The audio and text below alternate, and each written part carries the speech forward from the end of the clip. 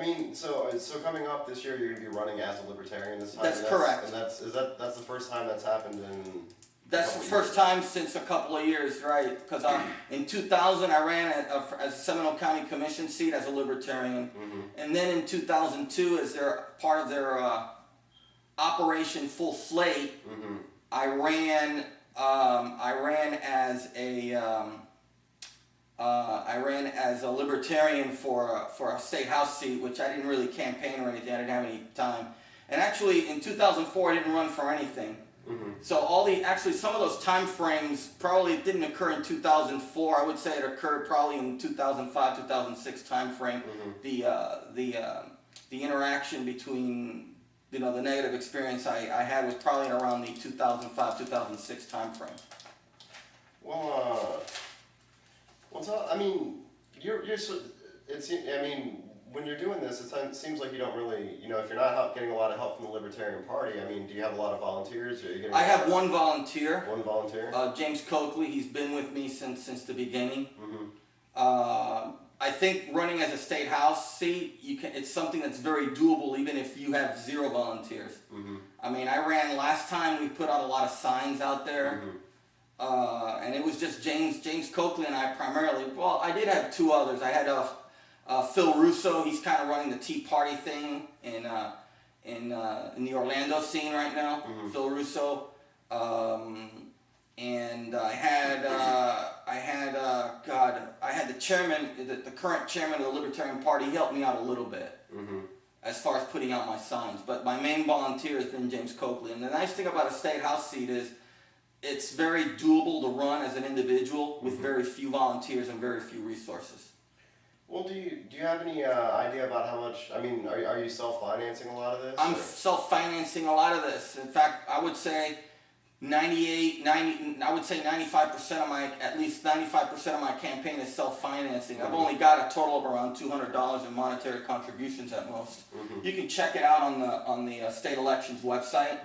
A lot of those in-kind contributions you're seeing there, that you're going to see in the report, a lot of it is just my own money towards my own campaign. Yeah. And that's just the way it is. I mean, has it been a lot of money that you've been spending doing this? Well, last time I spent close to close to $10,000 out of my own pocket. I mean, I can do it because I'm in an economic position where I can do it.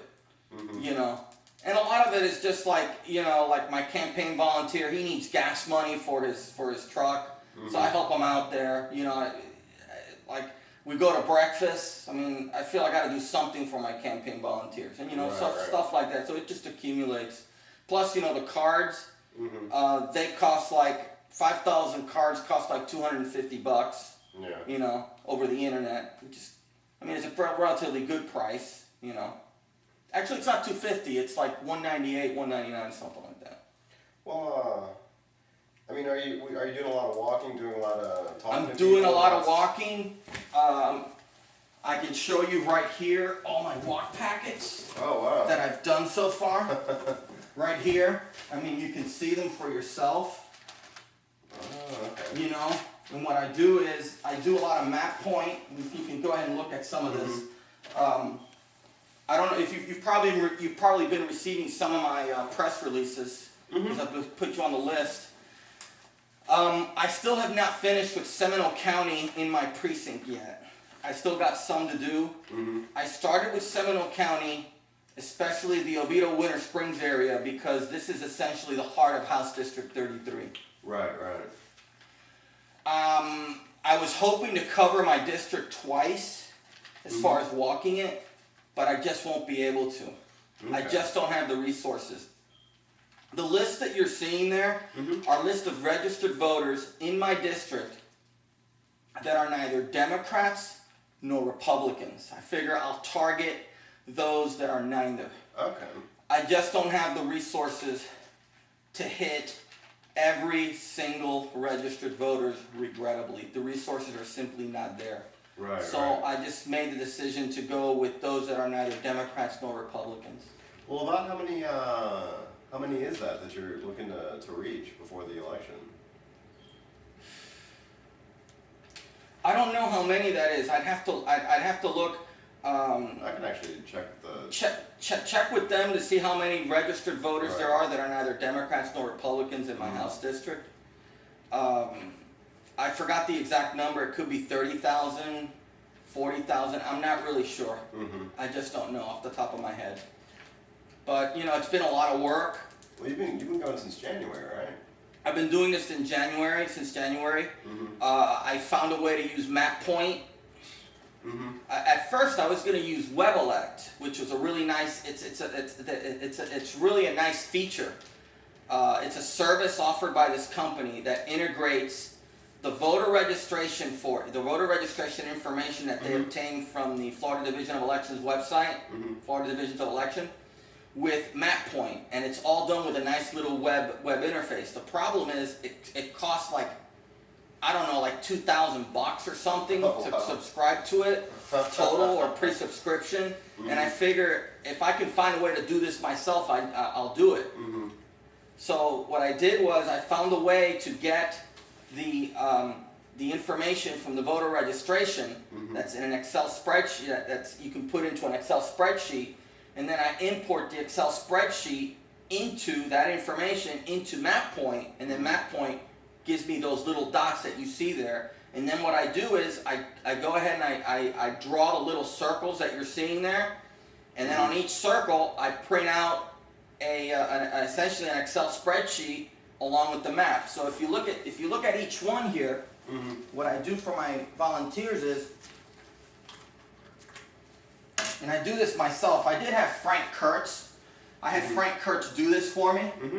But he did a little bit of it for me. But apparently he went off somewhere. He had some legal issues, and he's going to be studying now at the University of South Florida in Tampa. So he just won't be able to help me too much. Essentially, what I do is I draw a general map of the area, and then what I do is for each of these circles that you see here, I draw a separate map to show more detail, and then this right here that you see here. Okay. And that's got everyone's address. And that's got everyone's address, and then you just go each and every one, and that's how I did, and that's how I do it. Okay. And it's a nice thing to have. It's very good. It's a lot of work, but I figure I'm single. I don't have any wife. I don't have any kids. I mean, if I had a wife and kid, this thing would probably not be possible. If I had a wife and 2 kids, my chances of me running for office would be slim to none. But since I'm single and I'm at a pretty high income bracket, I make right now currently like $86K a year. It's possible for me to do this on my own. I wish I had more monetary contributions. Right. I just don't have them. And maybe in some sense it's good because I know and I don't know how important this is to the voters. Maybe it's very important, but to me, I'm not beholden to any special interest or $500 contributions. Right. I mean, I made an issue of that last time when I ran against Sandy Adams. The last 2 times. Sandy Adams, in fact, if you look at, and it's not just Sandy Adams, it's a lot of state representative seats that are out there. Right. About close to like 75, 78% of her monetary contributions were $500 contributions to legal maximum. Who in the world can afford to pay $500 to a simple state representative? Right. And unfortunately, a lot of these seats are bought and paid for, and most people don't realize that, But that's just the way it is.